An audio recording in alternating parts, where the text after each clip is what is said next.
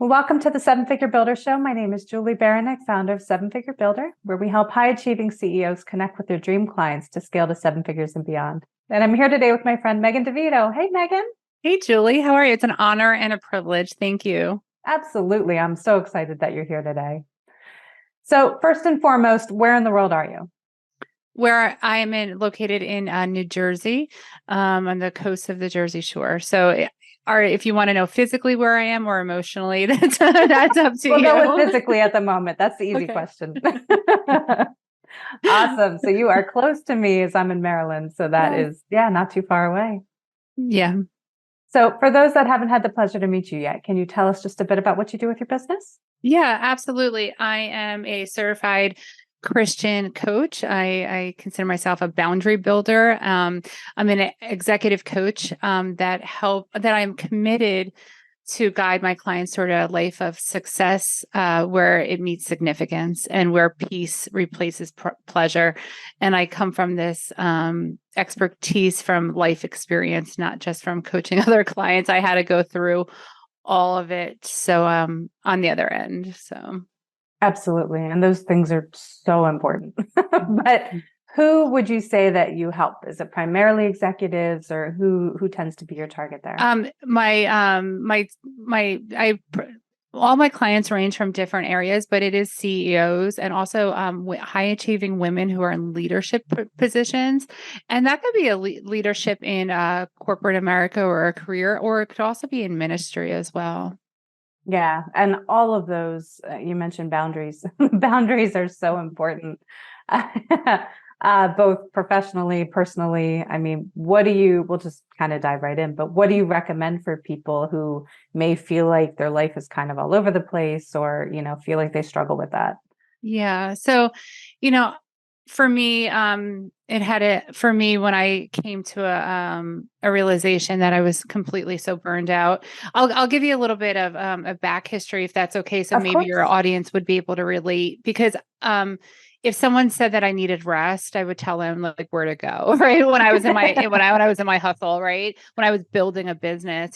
So long story short, I have 19 years of sobriety from alcoholism. I got sober when I was 25, and I don't. That's part of my story, but it's not what I help women with. Obviously, I could come alongside anybody, but at 25, I put down the alcohol and I chased a career for so long, and those the success and the attributes and the money, and so I was putting down one addiction where I thought I was in recovery from, and I just picked up another. So 19 years of being sober. How about maybe let's say just 15 years of being sober and building a career, building a business. And I came to my husband one day, and this was before COVID. And I will never forget where we were. And we were in our living room, and I went into his arms and I just said, I can't do it anymore. And I just broke. And he held me, and I just shattered and I cried. And I felt such rock bottom that day, just as I was when I was walking into rehab at 25. Right. So no one, when I was in it, the building, the business, the leadership, taking on all the responsibilities, taking on the high achieving tasks, if someone would have said, you need to slow down, I wouldn't have believed it. Just like I would have, if someone said that I needed to quit drinking at 21, I wasn't ready. Right. So that's where I am. That's where I was. So to answer your question, what does it look like to put boundaries in place? You have to have a fearless inventory of what your life is at, what your life is looking at, what you're feeling, what is priority, what is not priority. You know, your audience, everyone's a successful business owner or entrepreneur or leader. You guys are smart. You're in tune with what you want, but it's what you're doing that's not aligned with your values. That's what burns us out. Absolutely. And, it's so interesting in that moment or right before that moment, probably, from the outside, it would look like you were on top of the world, Oh, right? sure. Like you had all the success, you had, everything that you wanted to achieve, but inside you were just like, feeling totally overwhelmed with life, if I am hearing you properly. Yeah, overwhelmed with life, but my marriage was falling apart. I'm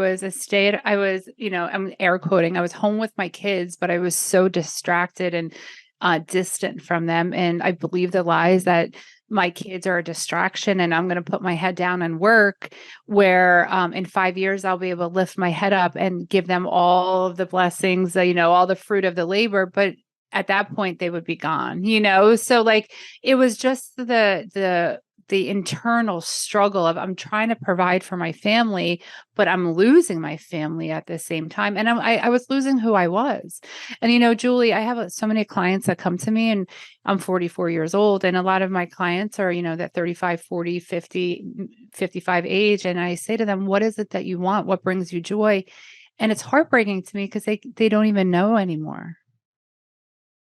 Right. So they put everyone else's needs and the success of others before their own joy. And that's exactly where I was. And it's so easy to do. I mean, we get so, heads down in the day to day, and quite honestly, work can be easier than dealing with home. Oh, right. Yeah. Just to call it out there. Preach it, sister. Right. It's true. Yeah. So, I've struggled with this myself throughout my entire corporate business life. And it's, we talk about a balance, a juggle of ways, whatever you want to call it, but it's the absolute truth. I think we all struggle with this at some point. Julie, you just said the word balance, and if it's okay, could I just piggyback on that term Please real do. quick? I had this realization when I was working with clients recently about, and I'm just going to call it out: balance is a lie. And I want your audience to hear this, and I'm sure they can relate. But picture yourself on a seesaw, right? And you need perfect balance. You remember back in the day when we had playgrounds and kids were actually on them, right? And seesaws, right? It was the first thing we would go to. And me being I was always the chubby girl. I always needed somebody to be heavier than me. So I always needed the guy on the other end, right? But when you're on a seesaw, if you have to work hard to have that 50-50 balance. You have to strain hard, right? So many women in professional careers and moms and high achieving women, they're looking for that balance in life and work. And it's false, because if you do work really well and you put 50 hours of your work week together, and then you want balance in your life, then you have to put 50 hours of family life. Right. So let's take balance off the table and let's call it what it is. It's a lie. It's a distraction that we're always trying to achieve something. But if we step back and look at that balance and call it, and we reframe our thinking and our verbiage and say peace. Okay, I work 50 hours a week and I am successful at what I do. And I know that I'm a good leader and I'm providing for my family. But then you take 2 hours a day with your children and you unplug and you have intentional time and you have peace with that. And 10 hours a week, you are the mom of the year with your kids. Then at the end of the day, you're going to have peace with your situation. Right. But it's chasing that false balance that keeps us in that hamster wheel of trying to achieve things. No, I love that. And that's so powerful because we feel like we have to overcompensate for areas where we struggle. And then you're in that constant chasing, like you mentioned, after something that you don't even know what you're after, right? You're just trying to achieve whatever balance looks like. And in reality, it's very difficult to actually have that balance. I mean, you need to be present for your family, and that you need to be present for your spouse, and, whatever that looks like in your life. But it requires setting those things aside and requires clearing your mind and just, being able to focus on what you have, the people in front of you. Yeah. Yeah. And, and my life was a messy Jenga game, it was that messy Jenga game on the table. And then once I had to have a coach in my corner. I had to have somebody call me out and put, steps in place for me to follow because of the track that was going on. I needed accountability. But once I started, I'm a Christian life coach, and my faith is so important to me. But once I started putting God first, and then my spouse, and then my children, everything kind of started coming into place. Like God's family order, He honors that. But what I was doing is I was putting work first, then maybe my kids, then maybe my spouse, and then maybe God, right? And it was all just so messy. But the beautiful thing is we have the ability to control, right? That we have the control and the freedom to rebuild those pieces. Yeah. And what would you say, how do we get out of the firefighting mode? Yeah. Like so often, both personally and professionally, Yeah. we're always just putting out the biggest fires. So what I would suggest to anyone that is in that always firefighter mode is kind of just really need to step back. And is it your fire to put out? Right? We're firefighter mode. We're always putting things out. And you know what? It might not be our responsibility to do that. And because we're an overachiever, we're successful, we take those roles on when A, we could delegate, or B, we really need to communicate. And I don't know about you, Julie, but I was so bad where I didn't want to communicate my needs. It was easier for me just to do. Right. And I think a lot of moms and spouses and successful career women feel that way. It's just easy for me to do. But I had to learn. I call it the heavy lifting, right? It's the stretching that we needed to do before the heavy lifting is to step back, articulate, hey, can someone unload the dishwasher for me? Right. So when I come out of my office, I'm not having a tantrum like a 3-year-old that no one did what I expected them to do in my mind.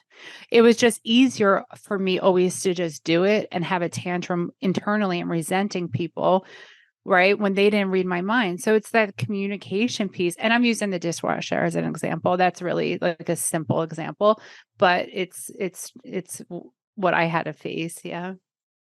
Yeah, no, and it's hard to even see when we're in those modes of just do, right? And I spent most of my adult life in that world and providing for my kids and a single mom and then going into, a new marriage and all of that. Like there's so many dynamics at play. And I remember my husband and I having this conversation many times over the years with the kids of like, they can do more. You don't have to do it all. You can take these things and give it to somebody else, and that's okay, right? Yeah.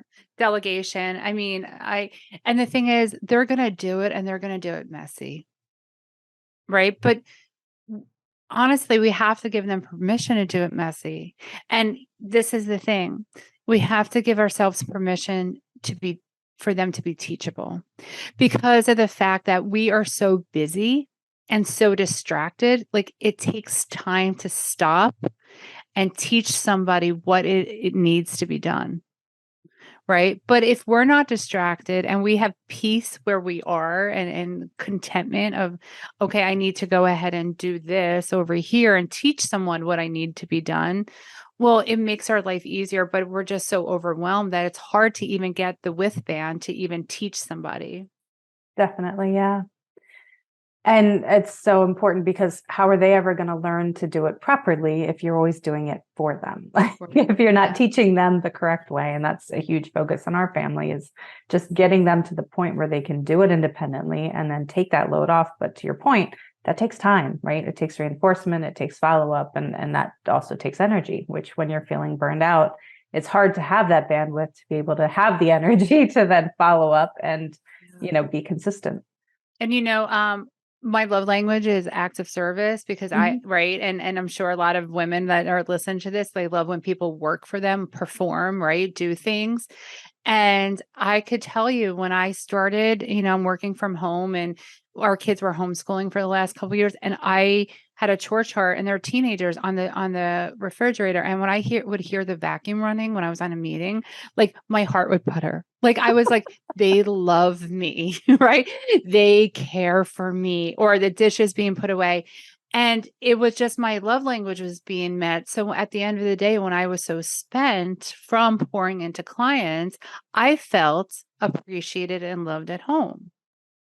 Yeah. Right. So it's just knowing what love language as you have and also being able to communicate that as well. Definitely. And to tie on to that, I think it's really important to know what love language your spouse has and Oh, what they could be, trying to show you that they love you. But if your love language is something different, right? Like you have to look at it through their lens of if theirs is acts of service, like you mentioned, and they're doing things for you, that's them showing that they love you. yeah. when I was building a business from home, I had a successful business that I built. It wasn't it was the Lord gave me the business and I didn't steward it well because he told me to shut it down. And when I was so burnt out, but I thought quality time was one of my husband's love languages. So I would be sitting next to him working. Mhm.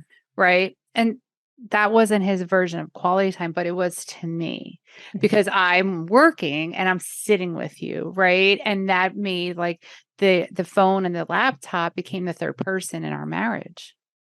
Right. And it was having to set those boundaries in place. And I would love to share with your audience, and if that's okay, on what changed our family dynamic when it came to boundaries. Please Mhm. do.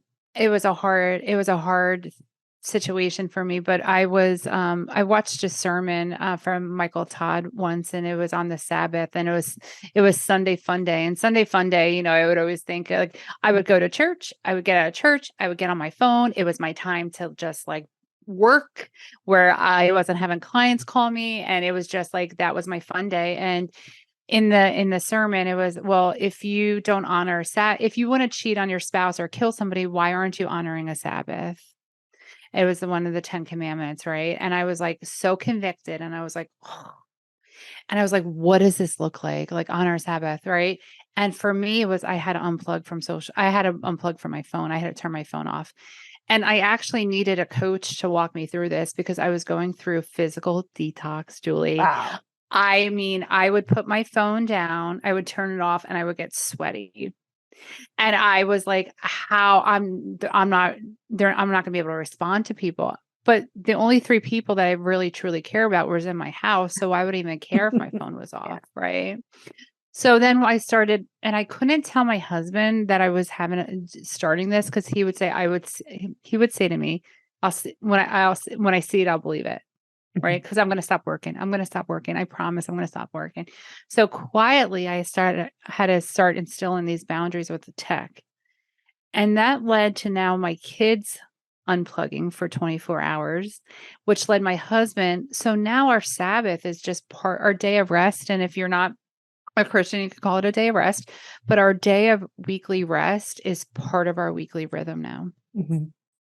And that's huge. I mean, we all, have these devices with us 24 hours a day, frankly.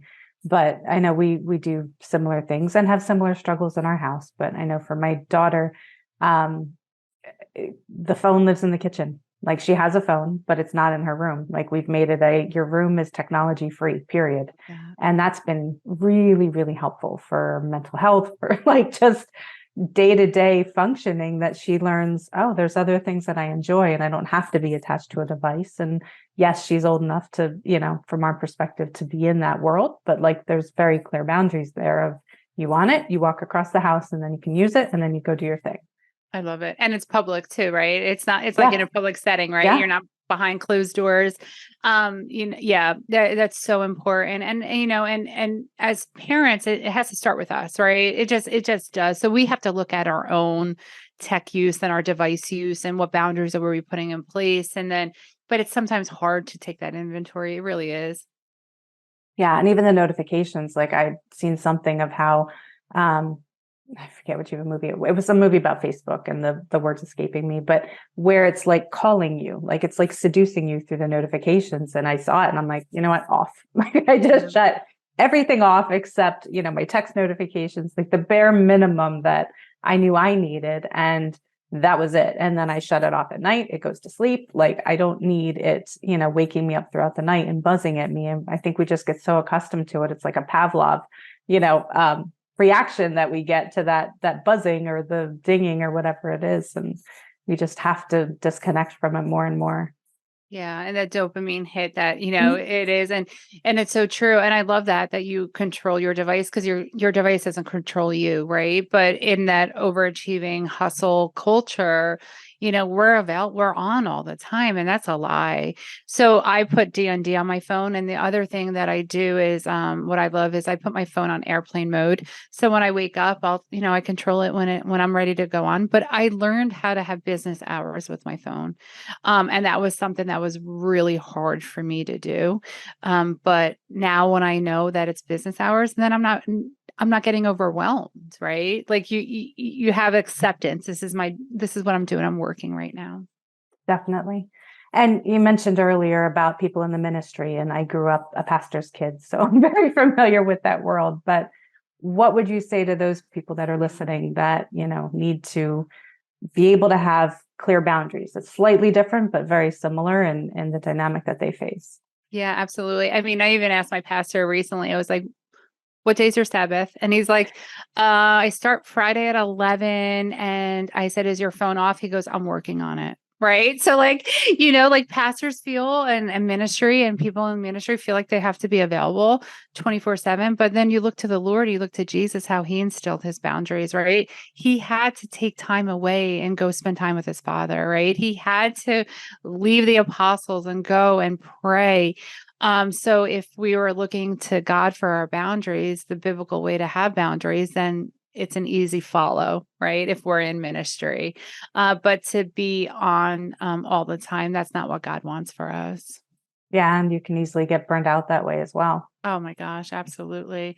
And also too, Julie, I'm sure you've seen this growing up in the church and where sometimes we're serving and it's not, our gifts don't belong there. Mhm.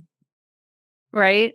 So we're like, and then it's like, we're serving. And it's like, my gifts aren't even being met and I'm not feeling fulfilled, but I'm still doing it. Like, why? Yeah. Like, well, who told you have to do it? You don't have to do that. Right. So it's like, and ministry happens outside of church too. It happens outside the building. Right. But it's fine utilizing your gifts. If you want to serve the Lord, utilizing your gifts so you're fulfilled by serving. Yeah. Yeah. That, and, you mentioned about the order and God's order in our family is God and family, and then ourselves and other people and work and et cetera. And what I've seen, for people is it's very hard to differentiate God and the ministry. Like so often they're so intertwined and they're not. Like they have to be separate, and the ministry has to come below your family. Yeah. And that's the beautiful thing. We serve God, not the church, right? Like it's right. So like we're putting God first, then the church and the ministry, then it all comes together, right? Yeah. Definitely. Yeah. Hmm. So Good. you've accomplished a ton in your business and professionally, you've overcome so much, but how do you define success? What does that look like for you? Success to me is having that peace and contentment. And I know people are probably eye rolling me when I say that, but it's having that contentment in our daily rhythm of life going, you know what? I did it well today and I might not did it perfect, but contentment is a piece that is missing from a lot of women's hearts because contentment is that gap that is still open because they're trying to fill it with other things that the contentment it's still not being met. So for me, success is having peace and contentment, knowing, and I share this and I'll share this with clients and I'll share this with your audience. If you take 3 areas of your life, say you're a leader, in your career, a mom and a spouse, at the end of the day, I want to know what give me 2 things. I'm giving it to the Lord, giving the Lord 2 things that I did well in each department. Just 2. So you look back and you have that daily reflection of your day, right? Because just like in any recovery, like walking with the Lord every day, you want to be better. That's what recovery is, right? You need a new strength every day. You need a new, right? It's new, a new mind every day. So if you know that you did 2 things really, really well that day and 3 things really stunk, right? Like they stunk. Well, you're going to give it to him and you're going to just be better the next day in those areas. But just celebrate those 2 things every day that you achieved. Mhm. And I agree 100%. I mean, my driver and everything is my peace. And not that Mm, it has to be good. maintained, but that's that's my regulator, right? Like if I don't have peace, then I'm not heading the right direction. I need to take a step back and Yeah. reconsider things. And my husband's learned that about me of if I'm processing something, I need to do that internal checkpoint and just see okay, where am I at? Where do I need to go? Where am I heading? So Yeah. it's very I mean, powerful. Julie, you can't put a price tag on peace. I mean, right? I mean, it's Yeah. just something. just something. And I love that, you have to, you said you take a step back, reevaluate. That piece is your motivating drive for the day.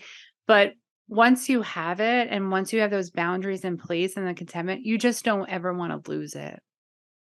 Yeah. Right. But to get there, you have to eliminate starve those distractions and put those boundaries in place.